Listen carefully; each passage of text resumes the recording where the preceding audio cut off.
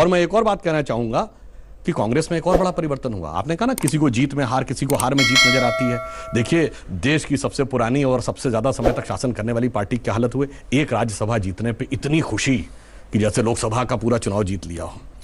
एक राज्य हार गए तो उसके बाद भी जीत, एक राज्य छठी बार हारे तो मुझे तो इन पे वही, उसके बाद भी कह रहे हैं साहब बड़ी खुशी है। मुझे तो वही लाइन पुराने गीत की याद आती है कि बर्बादियों का शोक मनाना फिजूल था, मैं बर्बादियों का जश्न मनाता चला गया। रंजीत रंजन जी, होता वही है जो राम रचि राखा, जो राम ने रच दिया उस वही होना है अंत में।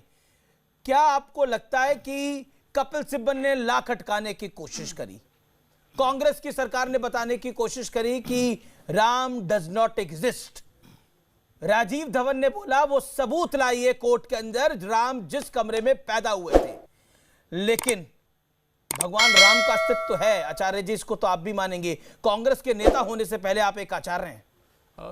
देखिए, जहाँ तक राजीव धवन साहब का आप सवाल है, कपिल सिब्बल का भी तो कांग्रेस की सरकार का भी, आस्था तर्क की मोहताज नहीं होती है और राम किसी भी तर्क से परे हैं। राम हमारी आस्था है।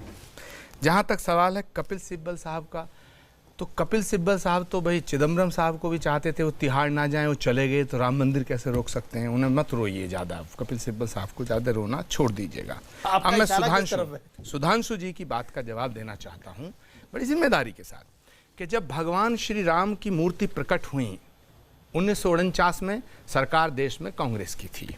जब ताला खोला गया तब भी कांग्रेस की सरकार थी। जब शिलान्यास हुआ भगवान श्री राम के मंदिर का तब भी कांग्रेस की हुकूमत थी। और 1992 के अंदर जब बाबरी मस्जिद को शहीद किया गया, उन ढांचे को ढाया गया, तब भी कांग्रेस की ही सरकार थी। इसका मतलब है कि भगवान श्री राम के जितने काम किए वो कांग्रेस की सरकार ने किए, और राम के नाम पे जो सरकार बनाई राजनीति की वो इनकी पार्टी। ठीक है सुधांशु त्रिवेदी, इनकी पार्टी। आप लोगों ने राजनीति करी, सब तो यही कर रहे थे।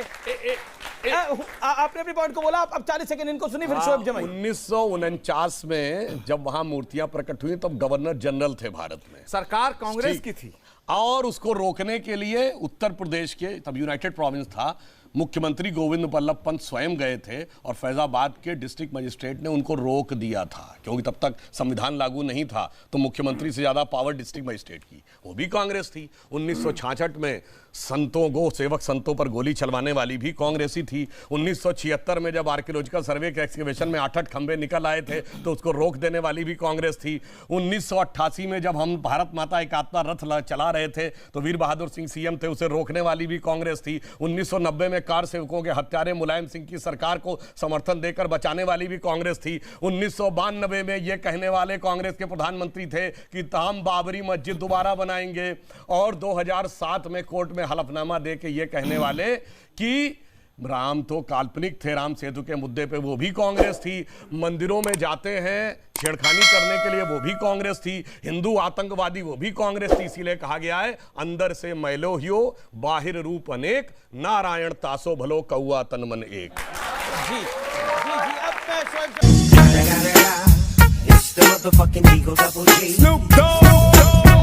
जी एक पंक्ति में कहना चाहूंगा, जब तक ये 370 नहीं हुआ था, आप याद करिए, हम लोग, शायद आप में से बहुत सारे लोगों को पता हो, बहुतों को ना पता हो, कि हम रिपब्लिक डे 26 जनवरी को क्यों मनाते हैं।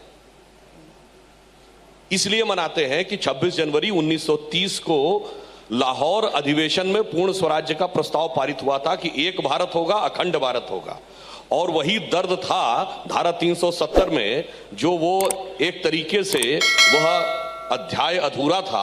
अटल जी ने एक पंक्ति लिखी थी, 370 के कारण रावी की शपथ अधूरी है, और गिलगित से गारो पर्वत तक, गारो पर्वत नॉर्थ ईस्ट में, गिलगित से गारो पर्वत तक आजादी अभी अधूरी। 70 साल से उस ताज पर एक धूल जमी हुई थी, वो धूल हटा दी गई, आज चमकता हुआ दिख रहा है।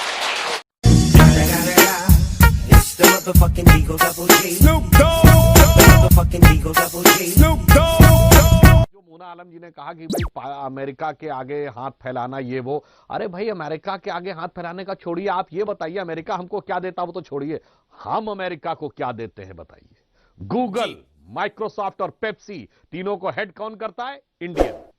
मैं आपको बताना चाहता हूं, ह्यूस्टन हार्ट सर्जरी का सबसे बड़ा सेंटर है अमेरिका में, वहां 30% डॉक्टर्स इंडियन। नासा जो स्पेस रिसर्च का सबसे बड़ा वहां ऑर्गेनाइजेशन है, वहां 30% scientist Indian.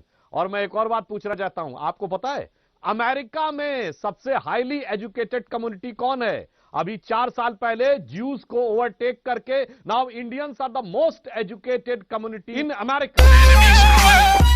Shut up. Girl, you talk too much. Shut up. Talk to girl, you too much. Shut up. अरे अरे अरे क्या कर रहे हो? वीडियो पसंद आए तो वीडियो को लाइक कर दो, एक प्यारा सा कमेंट छोड़ दो, अरे चैनल को भी सब्सक्राइब कर दो यार।